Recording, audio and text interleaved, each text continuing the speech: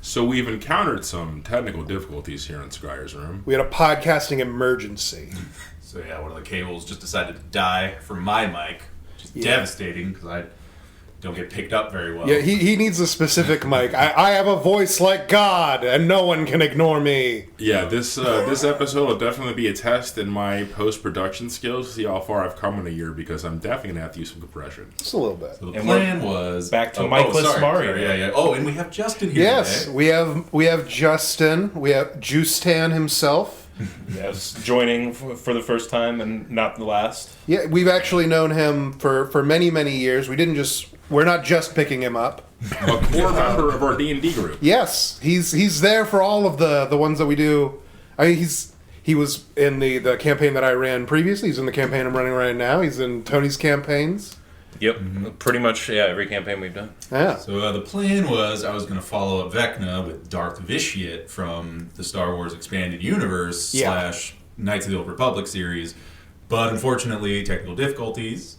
So I'll be doing that next time. If you hadn't heard, there's been some KOTOR news. You should look it up. Yeah, so, KOTOR, right? Trying to keep... Yeah. I haven't really looked up... I don't know shit about it besides that word. Hype is real. In an attempt to correct our technical difficulties, we tried to make a pilgrimage to Walmart, which we all fear. Yeah. And sadly, we didn't find what we want, the cable we needed. Yeah. But I did get to tell them the little story about the last time one of the last times I went to that Walmart. Which, I'm sure all of you have your own little Walmart stories. There's the whole People of Walmart subreddit, I mean, it's a random encounter generator. Kevin didn't even want to get out of the car to encounter them. He did it.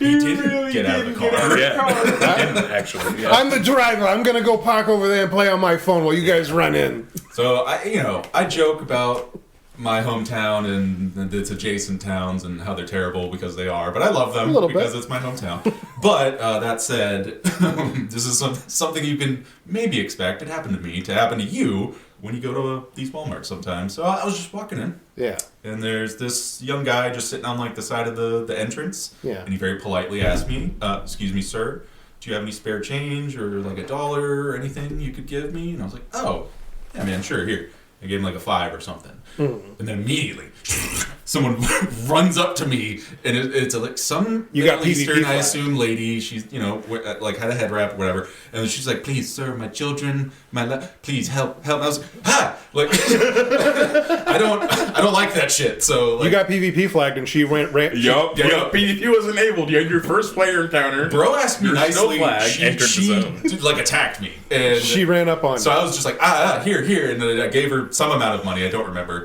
And she's like, oh, thank you, blah, blah, blah, and then ran away I do that to someone else, I guess. And then I go inside, and I'm like, wow, that was really uncomfortable. And then immediately, some dude runs up to me. There's this fat, white dude, bald. He's just like, hey, man, you shouldn't be giving them money. They can go get a job. They don't actually need it. And I was just like, dude, it's not a big deal. I don't mind. You can feel however you want to feel about it. I'm going to go away now. Yeah. For every force, there's an equal and opposite force. You did too much charity in one burst, so some guy had to come up and say something. Yeah. And importantly, he goes back to his table at the Subway inside the Walmart. The restaurant everybody wants to go to. The hangout. His usual haunt. Apparently. Yeah. I do my shopping, which, I don't know, maybe 20, 30 minutes. And I leave, and he's still fucking there. Presumably yelling at people for charity. Yeah. And I was just like, I hate this fucking Walmart so much. They're all on... See, the real trick is that they're all in on the grift together. You see, the first guy he's polite to everybody, and he gets everybody, it's sort of to show that they have money. And then the woman comes and she asks, and if you say no to her, that's fine, because once you go inside, that guy will be like, you can't give them money, they need your blah, blah, blah, blah, blah, blah. Right. And that'll piss you off, and you'll be like, you know what? Maybe I am going to give her some money. And then they split it all 3 ways, even cut. You don't realize it. No, that guy is clearly too racist and stupid to be colluding with the people outside. He's just the other opposite tree of the quest. If it was a grift, karmic option. they got me perfectly. Okay, I gave them money, and I wanted to get away from that guy. What is If it was a trick, they got my ass completely. You just got hit real fast with like 3 points of Paragon, and then you got like offered the Renegade sub bonus, and Well, Walmart is not for this level of sophisticated scammer. Okay, that's the argument I'm making here. And That's fair. I think it's evidenced by the fact that we all have such a low opinion of Walmart to begin with. God that bless. none of us even wanted to go there. Yeah, I think It was the last resort. yeah. I got We wanted to go to Target, but we knew that it didn't. That they probably didn't Yeah. have it. that day. I got like the holy grail of like random encounters you hate like Yeah. all at once. It's like when like in Pokemon, you're trying to just go through the fucking cave and you get Zubat, hit every Zubat, single Zubat. time. And Yeah. It was, Zubat, you can't run away. yeah. Supersonic, you're can't confused run now. I broke a Game Boy over that shit one day. It was one of the most shameful days of my life. When you rage quit over the caves. Yeah. I bet, It happened. You know what I bet it was? I bet it was Dark Cave on one of the Gen 2 games. Yep. Because you have to go through Soul Silver. almost blind. Yep. And I was like, this is not for children. Yeah. This is not for children. This is just mean Japan. You're a mean people. Yeah.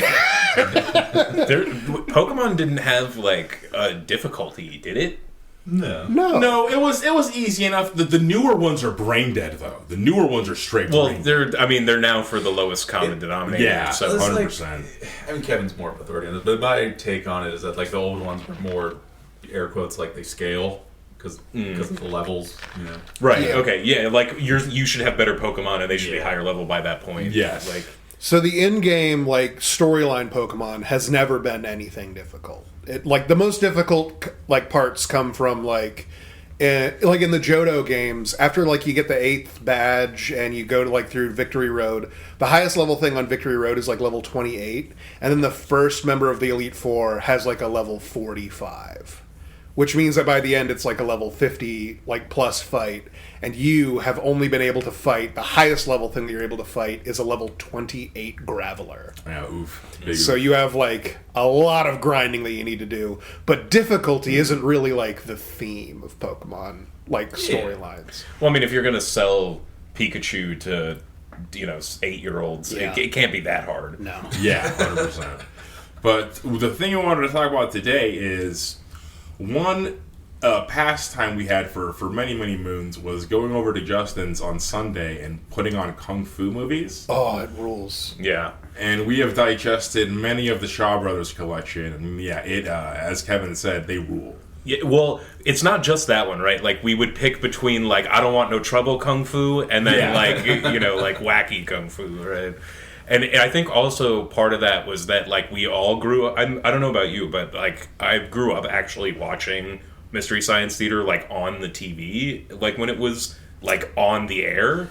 It And- was on our TV, but I never actually sat down and watched it. But I would sit and watch parts of it, and I appreciated the show. And that concept in general, like, as we got older especially, and we were, sitting around, like, poking at movies, we just started to do that, and then Kung Fu movies are perfect for yelling. They're at the so screen. good. They're so good. It's almost. It feels like it's the point. It really with the shitty dubs especially. So I never really like watched Mystery Science Theater or anything, but just kind of independently. Like my dad has always really liked kung fu movies. Oh, okay. Apparently in Sicily, it was like a thing when they were younger. Like you just go down to Like how Italians were really into like westerns at one point. yeah. No, yeah, seriously. Like he would be like, you go down to the cinema with a pack of cigarettes. Yeah, right, yeah, that's You what pay- Italian does. You pay whatever for your ticket, and you stay until you're out of cigarettes, and you've watched like 4 or 5 movies. Yeah, because back in the day, like movies were like that. awesome. It I wasn't know like technically. you didn't go for just that movie. They didn't like kick you out. It was You like bought entry. yeah, I know technically that's a bad lifestyle. Unfortunately, that's an amazing lifestyle. That's a hell yeah simulator. Yeah, if I've hell ever yeah. heard one. Hell yeah, brother. It's like Chain smoking and watching kung fu movies. That This sounds is amazing. like- That's an evening right there. this is like late 60s, maybe Gotta like, go mid 70s, probably. Like, around there. Was this in Sicily or like Yeah, where? Sicily. Yeah. Oh yeah, hell yeah. in the old My country. dad's from a small town right outside of. And then you go have Palermo, a chocolate which is the bar and capital. a glass of red wine. Dad's never much of a wine drinker, but yes, you can at like basically anywhere from like 1 to 2 a.m. Go to the piazza and get like ice cream or some shit if you want. Yeah. True. Oh my god, just more cultured over there. People are just like awake at that time, like children too and shit. And it's like they're getting ice cream, and it's just like It's because I want they're one not ice going cream. to school or work the next day. yeah, like, it's just like it's like we're chill, whatever. It's like the I don't know topic enough area. about like Italy, the country, or the actual like culture of the people there to like have any be like, well, maybe it's because of this. All I can think of is like that just sounds so cool. Exactly. yeah. No, it's undeniably cool. It just is. Like, Well, Sicily too, because like piazza basically just means plaza. Yeah. So it's just like a little strip of stuff. Yeah, a little But it's shop. like, Not quite everything's shopping like within center, but- walking distance. You just walk there. Yeah. Yeah. And it's because my dad's hometown, Carini, is super old and everywhere's super old as shit in Sicily. Yeah. It's like cobblestones and stuff. Yeah, it was Like it was super built to smooth, withstand in worn case the down. Mongols came. There's also a literal castle just right there. Yeah. I love that In shit. the town. Yeah, that's so cool. yeah, that's Which is like it's like a historical landmark. yeah. But it's I a would hangout imagine. spot for teenagers. That's good. You That's, sit on the that's where you steps and you smoke. That's what you or they should used do. to do that. Maybe they vape now. I don't know. Whatever. But No, the Europeans, they never stopped smoking. There was no and they never will. there was no like, oh, we should vape now. No. It But was- anyway, sorry, I got off on a tangent. But all that was to say that because my dad grew up watching kung fu movies because he just liked them. I ended up watching kung fu movies like my whole life, basically. True, Because he would true. just come home and be like, "I rented a movie," and I'd just be like, "Sick." And it's kung fu, and it's just like, "This is badass." Hell yeah. What was like? Do you remember like what the first one that you like recognized? He just goes on vibes, you know. Like, so he would just pick whatever, but Iron Monkey was probably one that I Okay. can like pretty clearly remember. Some of the ones I can't even remember the name of, like, because they're just like so obscure. There's that. I think it's a Jet Li one.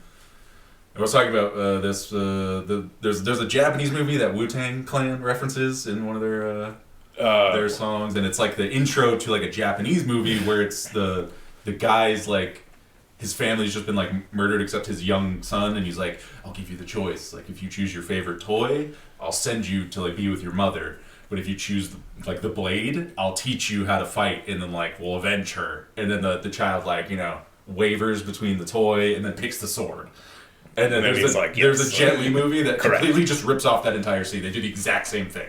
That's awesome. And then it's pretty metal. It works. Yeah. It's and pretty then- enticing Yeah. opening. I don't know the plot of that other movie, but then that movie is about Jet Li and his young assassin son going to find the guy who killed their clan or whatever, and he has now been turned into like a metal immortal man by a witch, Oh shit. and he like can like anamorph into like a tank thing. What the fuck? He like folds over and he becomes like a metal triangle. Okay, and I he was like not expecting He to just hear like that. bulldozes through walls, and then he like bursts out of it with like Okay, two holy swords. shit. you're talking about X-Men right now. That's not a kung fu movie. Yeah, I don't. That's wild, dude. Bananas. That's wild. Okay, I'm pretty sure it's Jet. It might not be Jet Li, but I'm almost positive it's Jet Li. Yeah, I don't remember. Jet Li's got like was it like a classical like Like classic an old setting? movie. No, or- it was. I want to say either late '80s or '90s is how it looked. I could be Okay. wrong, but Were they like in like a mod like was the story set no, like an epic? it was in the Antiquity. yeah. Okay. Because, like, there's, like, Rumble in the Bronx with Jackie Chan where it's like, what even is this movie? Like, they're dirt biking over cars and down the street in the middle of the Bronx. Jackie Chan is his own genre of kung Yes, fu. yes, Like, yes. Abso-fucking-lutely. He pioneered comedy kung fu. Yes, Before, agreed. it was sort of a thing. You could probably find it here and there, but he basically turned it into like what it is. He yeah. established like this is how you do kung fu and comedy. The rest of you suck absolutely. at it. But I now can't he's think just of- a singer. But I can't think of the Jet Li ones like that. There's like the one Unleashed, Hero.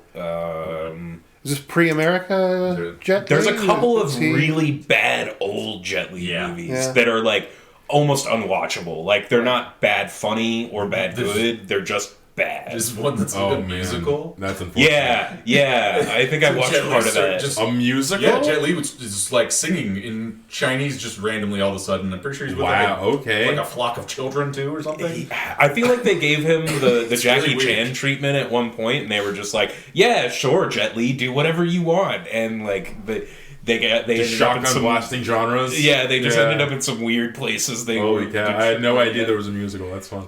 There's also a couple. Was it both a kung fu movie and a musical? Because I'm constructing something I really They like. were like Shaolin trainees or something, but then like they were like in a field and doing something, and all of a sudden it's like Jet Li just swings to the camera like he's Jim Carrey or something, and just bursts into song, and it's like, what is happening? Yeah. Like, what the fuck? That's awesome. Yeah, That's wacky. It's very wacky funny though. though. But I mean, like his classics are classics. Like Unleashed is a classic one. I love that one. The one is dated, but Yeah, a it's very dated. fun movie. Yeah, I won't disagree with that. Have you watched Unleashed or any of the Jet Li ones in a while? Other than like Fearless. Fearless, that's the other one. Oh yeah. I think I remember Fearless. Fearless, is that the one where it's like a tournament? Yeah. I saw the one relatively recently. Is it Jason Statham that's in that as the time War. cop? That's War. That's War. So War, that's another one. I forgot about that one. War has Jason Statham as like a time cop. Yeah. Wait, what? Excuse me? No. Maybe I'm thinking of a different No, one. that's the one. That's the one. Well, the point is, Okay. He's Jason. not a time cop. He's a dimension cop. Oh, yeah! The one, okay. Yeah. I was going to say, And- yeah. Time cop would be stupid. But Jet Li versus You're being ridiculous. versus Yeah, Statham he's not and Van War. Damme. You hear my confusion, my little confusion. What am I missing? That sounds awesome. There's a Jean-Claude Van Damme movie called Time Cop as well. Yeah, exactly. It's different. Yeah. If there was a Kung Fu Time Cop movie with Jet Li and Jason Statham, what am I missing? Well, let me tell you, because I know Jason Statham as like he's a kung fu man in his own right half the time. He's an action movie star here in America, and in that movie, he is fully like relegated to just the supporting cop in Die Hard, where he's just like, oh, I'm too old for this. I'm too old for this shit. Yeah, But he's like he's young Jason Statham. He's just not super. He's not as good enough at like kung fu to be a main character. In Is this this one. the one where he's looking for like Jet Li's the assassin guy? I don't remember.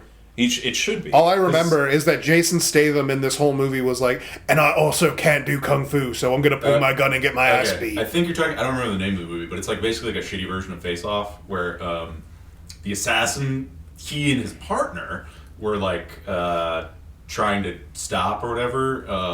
It's in like the beginning of the movie, and it's like looks like they got him, but then like, oh, I killed my partner, and then like cue time skip, and then the rest of the movie happens. Yeah. Where he's hunting this guy, and then who's Jet Li apparently, and then turns out no, actually this whole time they actually killed that guy at first, and then his partner assumed his identity and got plastic surgery to be Jet Li. Oh yeah.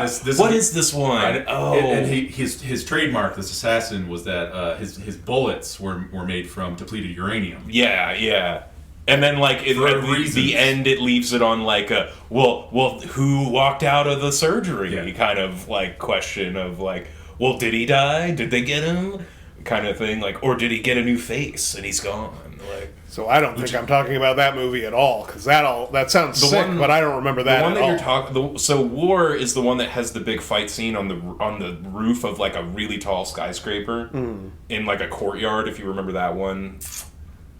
That's the end of War, because that movie was billed as Statham versus Jet Li, like, showdown movie. But, okay.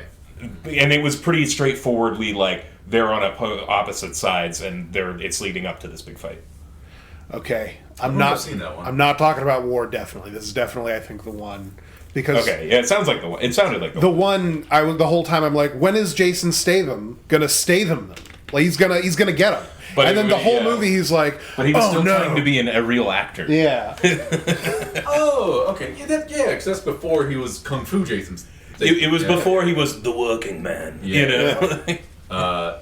No, yeah, in that Or movie, the beekeeper. he's just a regular cop, but he has his like special dimension. Yeah, his sci-fi gun, which is great because that's actually one of my favorite scenes in that movie. Is the good Jet Li, because the shenanigans they have, like Right, they've right. been absorbing the essence of all the other killed Jet Lis. Yeah, and so he's yeah. super strong now, and he just takes the gun from him and twists it, and then just throws it in the trash. Yeah, God bless. I didn't know you could do that. Not even like take it apart the cool way, like Right. slide it back so it's all disassembled. Just Just quick twist. Yeah, the thing of the wrist. I love that movie because it gets silly, but Yeah. it's still like really fun. Like the evil Jet Li smashes a dude with 2 cars or 2 motorcycles, right? Yeah, I think it's 2 so. cop motorcycles, and he just and it's Pretty good move. That's Yeah. a very good got movie. him. I'm not quite sure how regular Jet Li stands a chance, if I'm being honest. well, that he had to. That's why he had to That's absorb why he had the to other. absorb more, yeah. Yeah. The motorcycle one, I don't think we've watched this yet. I've watched it. Maybe you have. In the heroic trio, it's like a heroine movie. So it's like Oh, it's yeah, the we were talking about this. It's 3 girls are the main, 3 women are the main characters, and at one scene, character drives a motorcycle like into this like weird warehouse setting. That is just like nondescript steam warehouse, you know. Yeah, And I love that shit, dude. I In love the it. old crime hideouts. yeah, exactly. just generating steam, like Yeah. how many kung fu fighters generate dust. Right. And she jumps in and she like flicks the motorcycle so that she's like now completely like 180 sideways. Oh Right? man. Like, Okay. and just spins like this, like I don't Any even. donuts or Like he just spins like clockwise, like a frisbee, or like something you would just throw. oh yeah, so it's like a spinning, boomerang or something, and like and she like mows down like an entire like room full of guys because it's a fucking motorcycle. Yeah. So sick. That's pretty And then on like the last rotation, she like kicks off of it. Right? Yeah, naturally. And, Hell yeah, and then dude. like superhero lands and like. Sick nasty. That one's pretty fun too, actually. The heroic trio. It's very, very silly, but it was good. It was a good heroine one. Had a good hot girls. Oh, another thing I want to talk about, specifically about kung fu movies, is the Shaw Brothers movie Factory. Yes. yeah. So like back in the yes. day, that I watched a few documentaries about this, and they literally.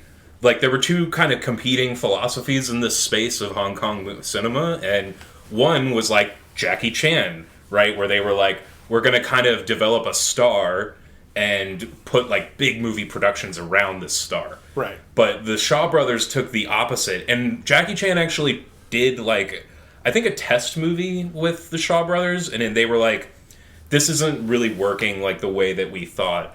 And then he ended up getting, I don't remember what his first one was, but he ended up on the other side because everybody was like, or no, actually, it wasn't even Jackie Chan. I think it was Bruce Lee. It was earlier than Jackie Chan, yeah, because it was Bruce Lee, and then he ended up making Big Boss, and Big Boss was a test movie where he wasn't even supposed to be the main character. But he was so good that they were like, you're the main character now, you're going to win the last fight. He was supposed to lose it. No That's one awesome. can I had pay no idea. attention Yeah. to any other characters whenever you're on screen, buddy. He's so Yeah, charismatic. Exactly. Yeah. They were like, there's no match for, like, you are clearly the one shining here. Yeah. So you're not, because if, like, Big Boss, if you watch it, they're pretty even the whole way. And then at the end, it's like, okay, showdown. Who's the big boss? And he was supposed to lose. So, but it didn't work out with the Shaw Brothers because the Shaw Brothers have had like a quantity over quality mentality, whereas the other side were like, Bruce Lee's a star, we can develop him, we can make big productions around him. So they had a literal factory in Hong Kong that they just moved sets around. And they filmed so many things, and that's why all the same guys are in all the movies.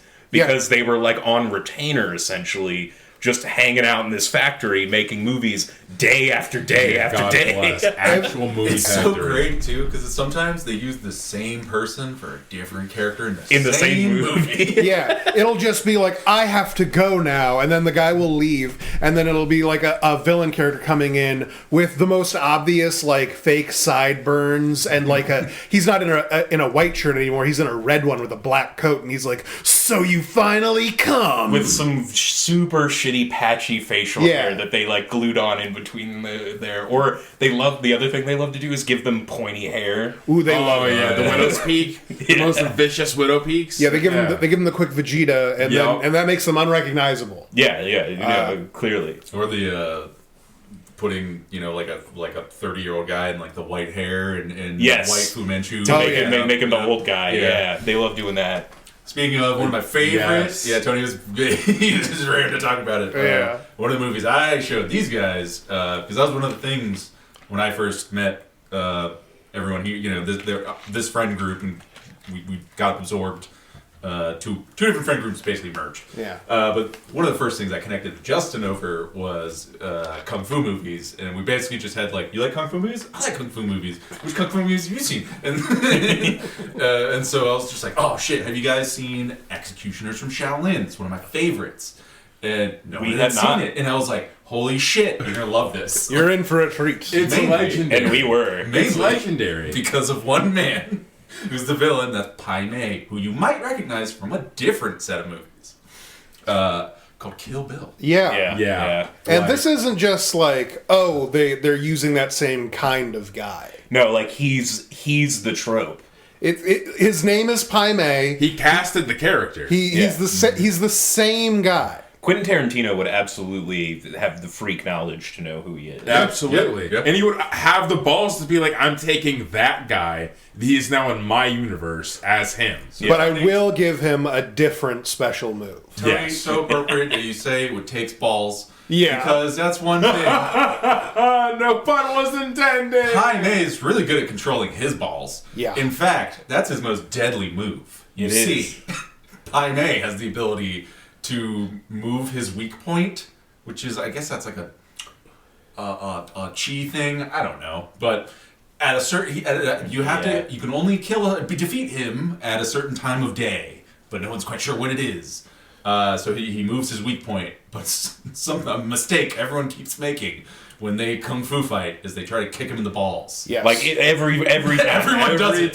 Which it is the like critical hit clockwork. zone. Which in virtually any other kung fu movie would be like the move. That's like so dishonorable. Like, well, dishonorable, but also the move. Well, yeah, It would just work. Yeah. It gets you. But every time, if you try to kick Pai Mei in the balls, And he'll goad you into it. He'll expose himself. That's true. He does. He was a master. I seem to have bowed out my leg. He was a master baiter. Listen. The mantis feigns weakness, lulling their opponent to a false sense of superiority. Yes, exactly. So when you kick Pai Mei in the balls, he like does like a clench, and he visibly like moves and looks like he's like power flexing, and then your foot then it gets sucked into his crotch. Yep. Yeah, and you're Gets trapped them every time. And when we say No one sees it when we coming. say No one sucked, sees it coming. it literally like the foot It moves. disappears. It goes up. So silly. Yeah. dude. And then he screams and starts dragging you back for some amount of distance before he then snaps your knee and you're done.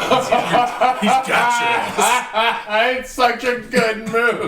It's like literally like how you can if you are disciplined enough or Chinese enough that you can just you can just retract your balls up into your stomach. Apparently, man. But this guy can do it so on well. a combative level. Yeah. It's like, what? Wow. I worry not for the man who has practiced 10,000 kicks. I worry for the man who has practiced one 10,000 times. Yeah. And it's just him just like, Sucking his balls into his trash. It's next level Iron Horse technique. And another bonus really little funny. reference, anyone who loves Mortal Kombat, you might recognize Shinjuku, I think his name is, resembles Pai Mei quite a bit.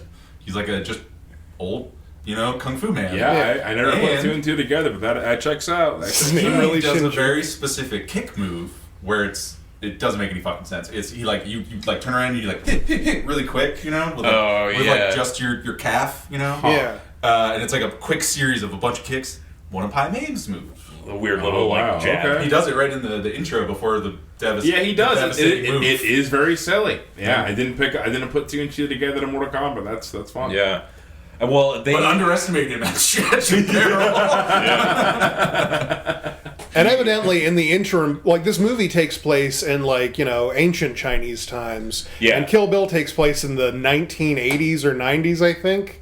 And in the interim between that time, he did learn another move, and that would be the exploding heart technique. Yes. But frankly, But think about it though. He survived the Boxer Rebellion. Yeah. The Great War. Yeah. World War II. Been around for a while.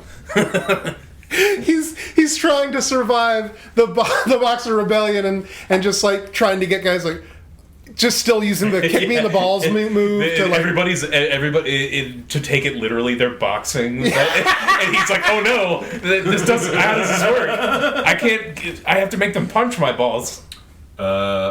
The last thing I know that's a reference to Pai Mei, obviously, is there's a Netflix series. I'm actually sad they didn't make more, but I liked it. Seis Manos. I like that. Yeah. Yeah, where it's like three like Mexican kids who've been taken in by this. that makes sense. Six this hands. kindly Chinese master guy who's taught them, kung fu and martial arts. And don't look into why I'm down here. Yeah, and then his like brother or Basically. something shows up, and it's like a decrepit looking Pai Mei. Yeah. Oh. He's like, I don't think his name is Pai Mei in that. No. But it's obviously Pai Mei. But he shows up and he's just like, I'm his brother or whatever. It's just like, we're family basically. I'm not evil. And then I'm like your uncle. The whole your reason cool uncle. And I'm totally not here to access the thing you don't want the evil people to access that's here. And the whole reason this dude, the other guy, fled to Mexico was because he stole one of the Peaches of Immortality. Oh. Yeah. And Is this the Netflix cartoon? Yeah. Okay. I'm yeah. pretty sure I got. Yeah, I watched it. Yeah, it was sick. I don't know if Kevin I don't know. I Did they didn't- get a second season? No. No. Yeah. I don't know if Sadly, it's popular I liked enough. it. It was sick. I thought it was sick. But yeah, Wes, They had a streak of good animation series like that. For a after while. he eats the peach in that, he turns into straight up just Pai Mei. Like basically, I never like, put. Yeah, that is he just does, Pai Mei, he does the isn't it? beard thing. He's just like super cocky and like. Pai Mei is dick. also kind of. Is he not like sort of basically Fu Manchu? I have no idea. Fu Manchu is Is that like a mythological figure? I only know it for the name of the facial hair. Maybe he's mythological, but like there was a series of movies going back to like the 30s, 40s, 50s. I think like some of them are in black and white and stuff, and they were called Fu Manchu, and the character was like a power hungry sort of evil Chinese guy named Fu Manchu with a big long Fu Manchu, and he was always after like a sword of power or like. And he's just getting foiled every week at the cinema? wait. Essentially, yeah, Oh, all wow, the time. okay. Did they just make this guy Ming? Maybe, maybe. Ming the Merciless? Yeah.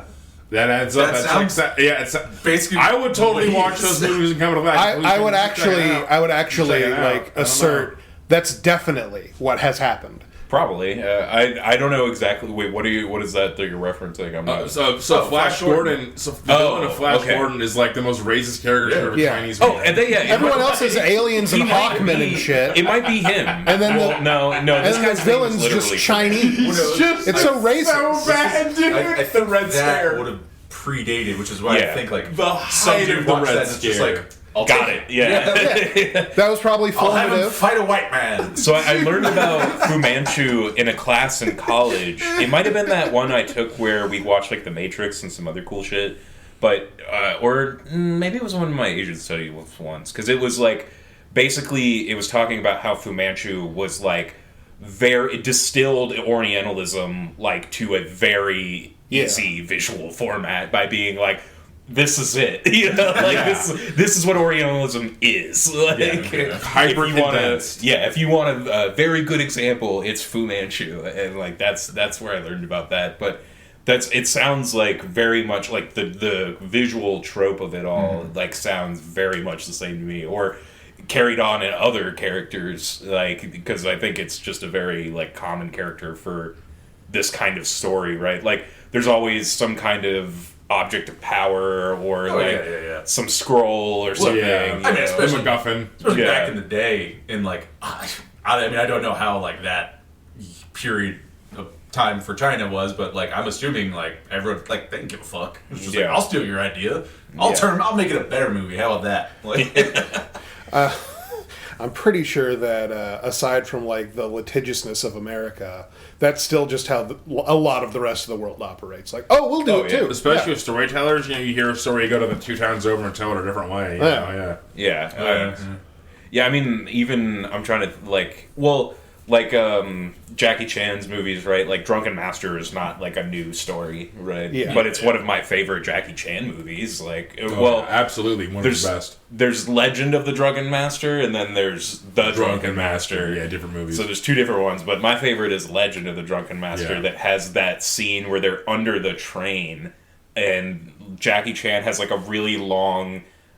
It's just a bamboo pole. It's not even a proper like bow, and the other guy has like a sword, and there is like literally like 3.5 feet of space that they're in tall wise, and it's like maybe 3 feet wide because they're literally under the train. Yeah, and it's so impressively acrobatic that it was one of the things that I was like, oh, these movies are good though. like there's a lot of gold in here in between all the funny bad shit, and like that scene in particular made me fall in love with Jackie Chan movies. I think the first time I saw it was in college because Netflix back in the day had all those good like kung fu movies. They just had like I think that's like where we even found Shaw Brothers stuff the first time was on Netflix maybe, and that's when we started buying the DVD collections. Yeah.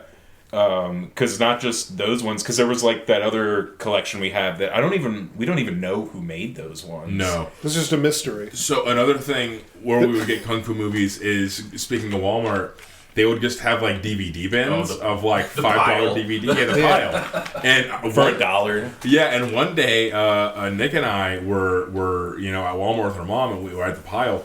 And there was one called Duel of the Tough, and it was $1. And Nick was like, "We're getting this." So we got it, and I don't know where the DVD went and whatever happened to it, and we've never been able to find like. It went back from whence it came because it didn't have any like production on it. No.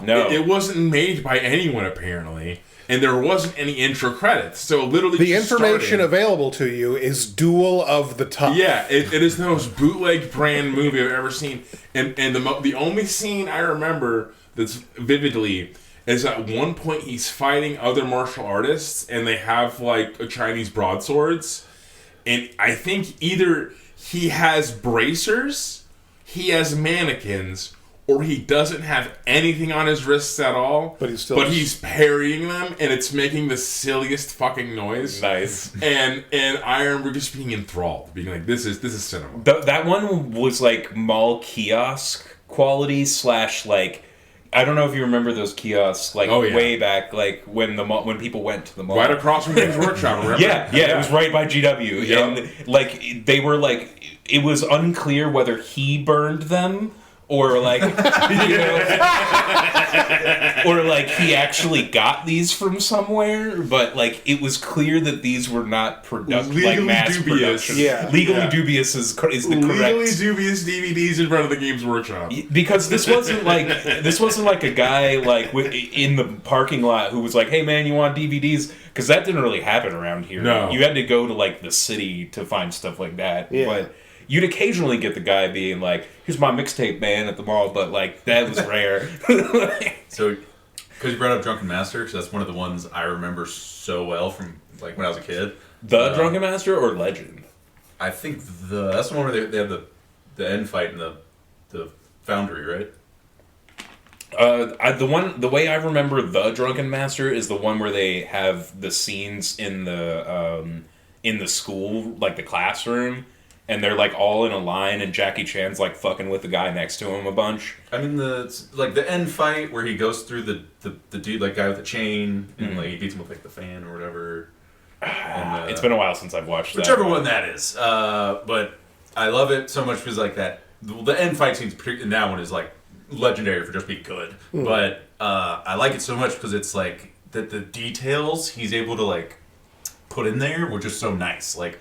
Especially the last fight, because the entire movie, it's all about how like the Drunken Master style is like super effective, but it's like but you're damaging yourself at the same time. Right. So it's just like you have to find a balance. And that was Jackie Chan's Don't problem. fall into alcoholism just for kung fu. And that's his problem, is he gets too drunk, and then he eventually you can't fight, or you pass out, or Yeah. And so at the end of the movie, as he's going through, when he's fighting the last dude, who's just a guy in a business suit who's whooping his ass. Sobriety fist. Yeah, and he's getting fucked up, and he's just like, I don't know what to do. And then they have this vague substance that they use to flare the fires, and it's presumably just pure ethanol or something. Yeah. So he just starts drinking it. Popeye. And then he starts to almost fall down, and then he hits himself and throws up, and he's just just right, and he found the balance. And then from there he basically charges the dude, and then the guy's still hitting him a fuck ton, and he doesn't care. Right. He's just I found the right amount. I'm pretty sure this is the Drunken Master. Yeah. Okay, yeah. And then the dude is just starts to get scared, and then Jackie to show him, he's just you can do anything to me. He starts going around, he starts smashing all the boxes and shit. And he's just I don't feel anything right now, and then just charges him again, and this guy can't do anything about it, and he just whoops his ass completely. And then I love the end fight where he flips him over his shoulders, and he lands and slams into a box or something, and then he falls and passes out. It's beautiful. God, it's such a good everything about that fight, from the themes of the movie to the choreography, perfect. Beautiful. Yeah. I really love also that at the end of the day, it's oh no, he is too drunk to fail. Yeah. That's a great theme. it's so I kept saying he charges him, but specifically it's arms down, and he just has his chest out, and and he just to the wall, and the guy just was what? Fuck! I can't do anything. He's coming at it. It's so good. So two things. I think Legend is the one where they have the box that's in the orange wrap, and it's a sacred root that's they need because somebody's sick. And then that's the plot of the movie revolves around that, because he switches because Jackie Chan accidentally switches it them, with something else. Yeah, and that's really valuable that the guys that they're after, that the guys want back, so they chase him through the whole movie. And he's I don't want no trouble. I just want the thing to heal the person. A classic premise. Yeah. I mean, it's so classic that we also see it in the obvious cinematic masterpiece, Dragon Missile. Yes. I was just gonna say, I've been waiting to bring this up. So, a different genre or class of kung fu movies are ones that showcase weapons or objects. Yeah. And some that are our favorites are Dragon Missile, Flying Guillotine, yes, and one of my personal favorites, Legend of the Black Scorpion. Yeah. Those are all good ones. And then there's another one too that we can't remember the name of right now, but it's like Dragon Missile, and the premise was it's the something arrow. Yeah, it's something arrow. And that's not... no one uses any kind of arrowed weapons in the film. No. Yeah, that was the other part about that does one. Does not yeah. feature a golden sword. Yeah. Yeah, there's a lot of contradictory titles in that way. but these ones specifically do. Flying Guillotine, if you're not familiar with the plot, the Emperor needs someone assassinated discreetly. Yeah, remember that part. So that's the most important part. He can't stress enough how discreet these killings need to be. It can't be obvious. It needs to be subtle. It needs to be plausibly deniable that the Emperor sent someone to kill this person. So he, does the obvious thing. He contracts a man, one of the finest engineers in all of China, to make a weapon. A weapon that can do all of this. How would you describe the weapon? It looks like a crab trap. Yeah. It really does look like a crab trap. So it's basically... before you see it, expand, it kind of just looks like the lid of a pot or something. On a chain. Yeah. Like a basket lid. Yeah. It's got kind of a metal rim to it, and when he first throws it, if he hits something with it, it makes the sound of a gunshot. Well, as it's flying, it makes the sound of I don't know, it makes magic noises. Oh yeah, isn't it basically the Xena chakram? Yeah, the screech sound. Yeah, it's yeah. And that's not just for our benefit. People notice. Yeah. they're like, "What was that?" Yeah, it's not very discreet when they throw it. It's in fact very loud and obvious. And This is nearly a weapon of mass destruction for ancient China. And what happens is they throw it, and what they're really trying to do is sort of lasso it on top of your head. At which point, a like beekeeper's mask style basket will drop, Yeah. and then you're in there. And you struggle hard. You can't get it off for some reason. It's too hard. And then they pull back on the cord, and it cuts your head off in the basket that flies back to And then you. they rip the cord, bringing your head and the weapon with it. And Yeah. now Way they've back. been decapitated discreetly. Yes. Discreetly. From up to 30 feet away. And the You Emperor... could be on the roof of perhaps the gate. I don't know. It might be completely unrelated, but that what you just said, Tony, was just like, and you can't get it off for some reason. Like that might be like the basis for, or it's because it's Kung Pao into the fist. Like maybe not, and it's just totally random. But when it's just like we'll use a tiny net, and they get him with a net that doesn't even fit, you know? Yeah. That might be a reference to that, yeah. Maybe it's That could that could be. because Kung Fu yeah, movie, they bro. struggle so hard to get this net off, and it Yeah. would not be hard to get off. No. Like, And when you throw and other than actually catching you, when you throw it, this thing can like break walls and cut through trees Yeah. and stuff. Like Yeah. it is nearly like some sort of cannon wizard level. like enchanted it at some point in like the process to make all of it function, and then the Emperor is so excited about like this new method of killing, but the engineer's like, well, it takes like months to learn how to do it. That's why it took me like a year to develop it and everything, because like you need like a special set of skills. And the Emperor's like, I've got it. I'm going to get like 10 of our best dudes, right? Like some of our most formidable young men, the famous ones. We're going to get all of them, and we're going to make them part of Secret Squadron, and Secret Squadron's just going to train with these. And they bring Secret Squadron in, and there are two guys who are just as good as each other at the flying guillotine, but one of them gets no fucking applause. no recognition at all. The guy will go first, and then he'll do it, and everyone's like, "You're the best! You're the best there's ever been!" And then the other guy will do the same move, and everyone's like, "It's not that big a deal, guy." And He did. I do mean, it we've all first. been training, you know. no one else could do it. Only these two. The only thing that that like determines that one of them is like the favorite is they picked one guy to be their favorite. So the other guy's really pissed off, and the guy now he's spent a long time training on the flying guillotine. yeah, and Naturally, this leads to bickering, which leads to kung fu fighting. always. And this, unfortunately, also the effectiveness of the weapon and the deadliness of Secret Squadron alerts the Emperor to a real problem. These guys could potentially discreetly and silently kill him. Him. Yeah. Dun dun dun. Keep in mind, all of them are of the opinion of the Emperor is paying us so much fucking money. This Yeah, is we're great. so happy. This is a great job. We love this. Wow, isn't job security great, guys? We also have not yet assassinated the guy that the Emperor wants us to discreetly Yeah, assassinate. they take their time on that shit. They kill like 3 other people before Yeah. they get to that guy. Yeah. that we don't get real reasons for why they need to be. Yeah, it's almost they just kind of like this guy, just get him real quick, and they don't even explain They don't it, really like, set that much up much. It's just like, well, the Emperor said to kill him, so I don't Guys know. will get his ass. What are we discussing? He has like a perfectly loyal super murder squad, and he basically takes the half that he thinks are more loyal to him / more evil, I guess, because like he picks like the one that's pissed off because everyone's like the other guy's the favorite. He's like, I can tell you're bitter. How would you like to kill him? He really does, dude. He basically does. So he sets half of them against the other half. Naturally, because this is very productive to his end goal. Yeah.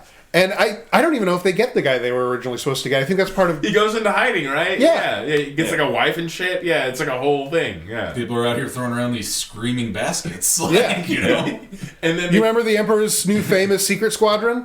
I think those guys are throwing those death baskets. now, was it in the first movie or the second movie where they figure out the defense of the flying? Oh yeah, it's the first one because then in the second one the solution is the same thing twice.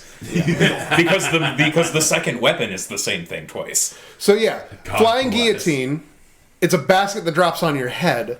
So obviously, at some point, our heroes need to be able to stop from getting their heads cut off by a magical Because basket. the Emperor is not the main character. No. We are not cheering for the guy to get killed. At least we're not supposed to be. And he figures out if you just like stick an umbrella in there, it won't be able to drop totally onto your head. It'll just cut up part of the umbrella. Specifically, it's like a handmade metal umbrella with no cover. It's like a Just a like boneless. yeah. It's only bone. Yeah. An only bone umbrella. Yeah. and To clog up the guillotine. And yeah, that you can expand, right? So like it can't just hit you. You can catch it if you lower it like low enough. Smart stuff. So the next Flying Guillotine movie comes out, and they're still like one team against the other trying to kill each other. But And- the first teams do resolve their conflict. One does win. Yeah. But like it once again becomes Flying Guillotine Versus Flying Guillotine Squad, because And- of course this is like Arms Proliferation 101, right? Like I get an ICBM, they get an ICBM. Well, now I need to. Yeah. Now they need to. So now it's two teams walking around with a basket on a chain and a steel umbrella, and they're Trying to get each other. just trying to get each other until one of them's like, you know what? I think that we can make a better Flying Guillotine. Because So- they got us right now. Like, Yeah. we can't get them like we want to. So what happens with the new Flying Guillotine, right? It's unbelievable. So first it gets onto something. Maybe it's your umbrella, maybe it's your head, and then the first basket drops down. And then if you stop it, another basket, Yeah. Yup. another basket, even further down, and then it gets you. And I'm not sure it works in the film. I don't know if it... I don't remember seeing I think the second one. it has to by necessity in order to bring about the double like umbrella defense. Yeah, otherwise there wouldn't be the need for Like it. it happens like once in the beginning, but it's I think like the whole visually the way it works, it's not that great. So No. they were like we just have to move on from this. So while the Flying Guillotine is obviously what you use when you need subtle executions done, but when you don't need subtlety, No. when you need an exterminator, you send the Dragon Missile. Dragon Missile is the strongest weapon ever devised. Dragon Missile does something that a lot of kung fu movies do, where they have a person who, once you see the film, you're like, that is objectively the villain. Yeah. And then for the first, but he's the main character. but he's also the main character, and also you don't want him to win. No. What do they mean by this? When he finally gets his, you're like, oh yes, Yeah, you know, dude, like, you're cheering at the top. and of that your is lungs. literally when the credits hit. He's just going around dragon missing everyone to solve all his problems, and he just keeps working. Like, But it's great too, because Kevin constantly made the comparison of fuck. that, like, he brandishes it as if it's a gun. Yeah. Like, No, he's like, it's he's very like, much- see this? He's like, I'll use it. It's the implied threat of a gun, very much so. Like, And it's might be more deadly than a gun. yeah. You can't stop it. So Seemingly. to describe the dragon missile, they are essentially boomerangs. Yeah, he's two, by the way. Yeah. And he has two, but they're metal and oversized, and he wields them kind of like dual swords on his back. Yeah. Sort of And like then- kukris. Like, Yeah, yeah, and he like we're saying to basically like he actually will hand to hand combat you for about 2 minutes. Yeah. Yeah. And if you show any kind of resistance, he's immediately like, "Well, I have a gun," and and then that's it. It goes exactly the same way as if an actual kung fu man was ready to rumble with anybody, but if they they block twice in a row, he's like, well, gun then. Yeah. And it works. He gets them. Wouldn't that guy just get you? That's John he Wick. just hucks his Yeah. blade boomerang at you, and it goes flying, and you can't do shit about it. It might as well be a And lightsaber. it cuts your head Yeah. off. it's like the Indiana Jones hilarious. scene of just like, "Well, gun," you know, Yeah. like.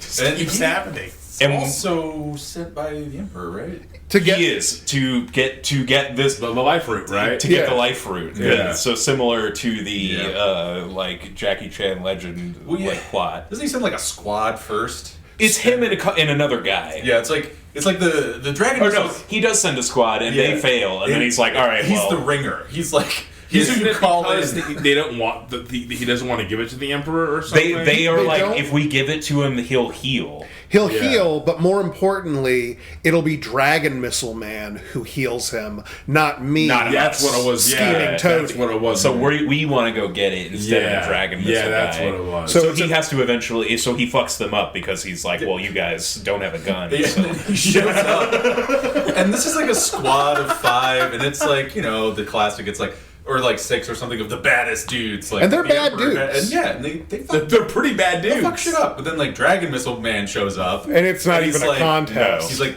"Oh, you guys are betraying the Emperor." Well, Did you know? Well- I'm done. And then like he just takes out the dragons. Yes. He pretty much like shame. You know? Like, Yeah. And then like he starts cleaning house, and then like they run away, and then he thinks one of them might have the root. There's a chance that the root was destroyed. In truth, the root went away with the actual hero. He went off. He fucked off to his own way. they burn it, and everybody's like, "Oh no!" But that's like what you were supposed to do. Yeah. And he the main character has the root, and then he's like, well, there's a chance that one of those rat bastards still has it. I guess I'll hunt them all down like animals. Yeah. And every single time he catches one of them, they're like, we don't have it. We just were running away because you were going to kill us. And he's like, you're damn right I was Well, going to that's kill you. too bad for you. Yeah, because he goes to get it from this one person's house, and then the other guys show up first, and they're being shitty about it. So that the people at the house are like, oh, we gotta get out of here. And then the dragon monster comes and kills Heel being shitty about it, and then thinks he has to kill the other people too. Yeah, that's Yeah. what's It happening. was because It's a big mix-up story. It is. yeah, well, because the guy Kevin was talking about who has the root, he like shimmies up into the trees or something. Yes, yeah. and then that house that they find is like his blind mother is there or Yeah, something. yeah. And he Yeah. kills the mom. And but he's doing the like, she'll never see me. And Yeah, it's just yeah. like, looking Oh, around. God, I forgot about that. Yeah. An She's just extended like- sequence. She's just stumbling around. Someone there? An extended, Yeah. almost Yeah. sitcom-like sequence. It's slapstick, yeah. Of him looking around the house for the root, while a blind woman is like, is someone that, like Mr. Magooing exactly behind him? Yeah, like He's like watching swings her. around, he ducks. You He's know. watching her like he's fucking Buffalo Bill, like stalking fucking what's her face in his house. Yeah. And then I think she eventually does is like, oh, and he's Oh, like, she knew he was there the whole time. and then he's like, oh, you got me. And I'm gonna bring this up. So this is one of those things where I had an epiphany watching this fucking movie about like stereotypes and tropes and shit. And I feel like this movie is a textbook example of the stereotype that all Chinese people just know kung fu. Because the old blind grandma, the second she she does, knows he's yeah. in there, she starts swinging and she's nice. Yeah. She is no fucking slouch. She is beating his ass. And he's like, whoa, what is going on? And I just fucking lost it because I was like, yeah, of course, the blind lady knows kung fu. No. Like, why not? Another fucking thing. I'm sorry, Dragon Missile just got me. So a key part of Dragon Missile is that the Dragon Missile Man is one of 2 disciples of like the most deadly man in all of China. And the most deadly man in all of China had 2 techniques. I was gonna bring this up. Two yeah. techniques. The 2 techniques are the Dragon Missile, which as we have seen, fucks tremendously. It's also important to note, similarly to the flying guillotine, when the dragon missile hits things, it can like explode walls and chop, not just chop branches down, but like Whole entire trees. trees. Yeah. It's unstoppable. It's a lightsaber that returns to him every time. Yeah, impossible. it doesn't have to have a boomerang arc. It's like it's just magically going back to him.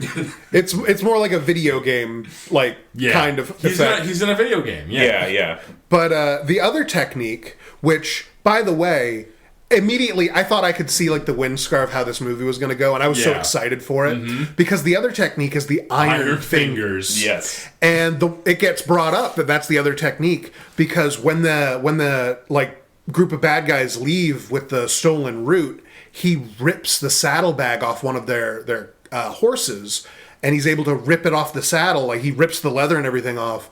He's able to do it quickly and silently because he was the one that trained in the iron fingers. So logically, you would think, then the dragon missile, which flies through the air at you, can be caught by With your the Iron Fingers. Get that out of your head. The Iron Fingers don't come up again. Not even once. Nope. They never mention it ever again. He gets the saddlebag, and that's it. It's kind of just there to be like, how do you get up on the trees? Iron fingers. Yeah. He How climbs. did he snatch the bag? Iron That's Fingers. about it. Because the actual way the dragon missiles are defeated is via net or wire net. Yeah. Making a net out of... After like- they observe fishermen throwing a fishing net, and they have like a like not even And montage moment. I love that part of the movie because once they net the dragon missiles, all of his His confidence- face immediately is like, oh no! Oh my god! And you're cheering at the top of your lungs because he's just been smiting people unstoppable this whole fucking movie, and you're like, when is he gonna get it, dude? Like, when is he gonna get what's coming to him? And they put that shit in the net, and you're like, yeah! He yells like, you can't do that. Give that back. Yeah, you think like maybe he catches it with his iron finger. One of the main guy catches one with his iron fingers. They duel it out, right? Yeah. You would hope. That would be a perfect epiphany kind of climax. But no, they observe these fishermen. They go nets. That's it. Got it. Even though we saw the dragon missile cut nets down earlier in the movie. Really specifically, it went out, like they showed it exactly why it wouldn't work. It's still made out of magic lightsaber. Right. So it just cuts through the nets, and then they're like, but what if we throw But it? what if we make the nets and they weave them using, I don't know, I guess metal or something. Iron Fingers, fuck it. Yeah, and then that's, and not only as soon as they catch it, he knows he's done. Yeah. But he like kind of goes, yeah, like, oh, give me those back. Let's see, I don't know, maybe if they'll fall for it. Yeah. And then he turns and starts running, Books it. and they immediately throw them at his back. Oh yeah, a key point in this, by the way, they make a big deal about the reason that he's able to kill people at all with the dragon missile is that he is the master of the dragon missile. Right. And then when they get the blades and like there's a female main character and she has one and he literally is like, you've never trained with the dragon missile, you'll just hurt yourself, give it back. And then as soon as she's going to throw it at him, he starts to run. And no, you did not need to train. That's the secret of the dragon missile. Like he was basically like, you're gonna shoot yourself in the thigh with that, and Yeah. trying to get her to give it up. Yeah.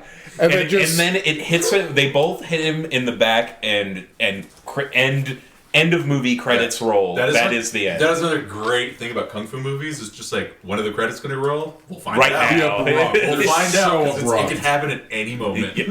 My favorite, I think my favorite dragon missile scene though is after the whole slapstick bit with the grandma. He's like, all right, fine, you got me, and he gets on his horse. Yeah. And he starts fully riding away. And right as they relax and go, Yeah, because she's all right, like, he's leaving. Oh, good. My kung fu did scare him off. Yeah, right as he's leaving, he's like, he takes 1 second and looks back and then throws the dragon missile It's so good. What did you think he was gonna do? and immediately kills Dragon them. missile. He gets her ass. Yes. It's so good. He cuts right through her dumb old walking stick, and she's just and He's then immediately dead, and then that's when the guy comes back to the dead grandma, and he's like, "Whoa, what the fuck happened here?" You know. So that's probably my favorite scene in that, just because the I think I might love delivery, that movie. It's so good. the delivery of him like stopping on the horse, turning around with this like kind of smirk, of, like, Yeah, like he like can't help himself. yeah, Like he's like, I could just leave. Like that was always an option. yeah. By the But way, no. yeah. So he's there to get the root because explicitly this woman was like, anything to save the emperor, even the life root that I spent my whole life cultivating. And like the emperor is like, and by the way, make sure you don't let that bitch live because she can grow another life root. Yeah, in case somebody else needs a life And root. and one of the toadies is like, but Lord, What if you need another one?" another one? We don't know who poisoned you. The start of this movie is you got poisoned and we don't know who. They could do it again. They could do it again, and then we're out of life roots. And he's like, no, China will do without. And with that, we're going to end tonight's episode. Thank you so much for listening. If you enjoyed the nature of this content, go and give me a like and subscribe on YouTube. You can go and give me a follow on Blue Sky. And you can support us on our Patreon. I'd like to give a special thanks to our aspiring magus, Uncle Matty, and a super thanks to our fellow scryers, MidniteGrimoire, GaryGoblino, the Greater Good Boy, and my mom. Have a good night. Good night, everybody. Bye. Peace.